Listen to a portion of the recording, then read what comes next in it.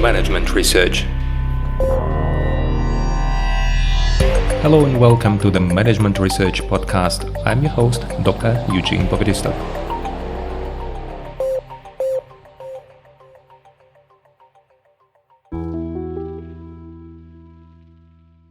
Hello and welcome to the next episode in my podcast in the mini-series dedicated to strategic management. After we had plenty of episodes dedicated to the market-based view, in particular to the 5 Forces framework by Porter, I have been thinking about what could be the next topic. And there is one topic that many students and many professionals like and apply all the time, but it seems that I dislike this tool, and I talk about the SWOT analysis, SWOT, or Strength, Weaknesses, Opportunities and Threats analysis. Don't get me wrong, I like the idea, but I see that it's often being applied not correctly, which leads to the interesting consequences that it's something like a garbage in, garbage out. If you develop the SWOT analysis not correctly, then at the end you receive the result that you cannot use in your practice. The main idea of the SWOT analysis is to help you develop a better strategy for your enterprise. And you can do it if you focus on the 4 aspects of your strategy that are abbreviated, that you can see in the abbreviation SWOT: Strength, Weaknesses, Opportunities and Threats. The main idea is very simple, that if you list your strength and your weaknesses, if you list your opportunities and threats, then you will be able to match them and see what kind of opportunities you can address if you use your strength, or what kind of threats can you avoid using your strength, and also finding a way to overweigh your weaknesses. The idea is good, but why am I criticizing the SWOT analysis? There are several reasons. The first one, it is vague. Most often it shouldn't be, and if it is done correctly, it will not be. But in 99% of cases when I see the SWOT analysis is very vague, it is not clear from where the strengths and weaknesses come and why exactly the strengths and weaknesses, and it is not clear what are the opportunities and threats and why exactly these listed. Because the markets are very complex and there are many opportunities and threats, and the question is how we select them. Are we biased? Not biased? Biased by the current situation, or maybe we are rooted in a deep data analysis. We seldom know it, and most likely it looks like, okay, let's write down some of strengths, let's write down some of the weaknesses and so on. The second criticism of the SWOT analysis is its unstructured nature. On the one hand side, you have the strengths, weaknesses, opportunities and threats. Looks like a structure, but within the strengths and weaknesses and opportunities and threats, there is seldom a structure. Usually, these 4 quadrants are a result of a brainstorming where people from different backgrounds with different knowledge try to write down whatever comes to their mind, which makes information that you can see there very unstructured and then at the end not very useful. Or at least it can be useful, but we don't know whether it could have been better if we had some structure. And again, in the next episodes, you will see that there is a way to introduce a structure and do something with this structure. The next aspect, which is related to the previous 2, is the GGO, or garbage in, garbage out principle, or anything goes principle. Very often, actually almost always, if I observe how people create SWOT analysis, it looks like they take some facts, some data, some suggestions, and they are not always rooted into some strong facts, and they are clearly derived and sometimes even formulated in different ways, sometimes as actions, sometimes as activities, sometimes as phenomena, and it is just hard to understand what you can do with such a garbage that you enter into this model.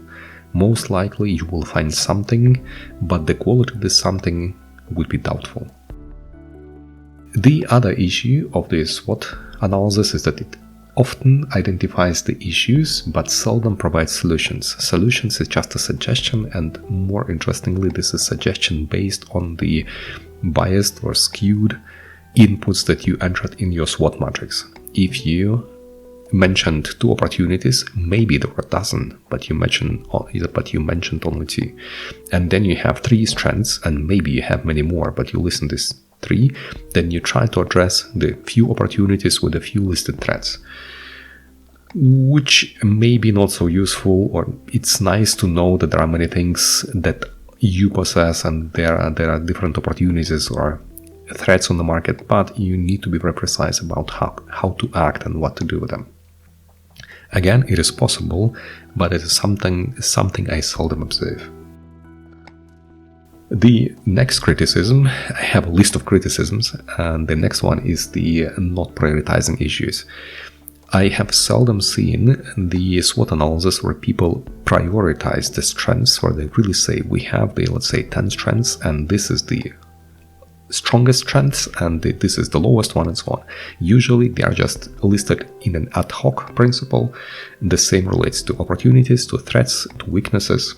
So it is just hard to work with a system that is not prioritized, and there are some, let's say, opportunities. One of them can be great and one of them could be minor, but they are just listed in the quadrant of opportunities.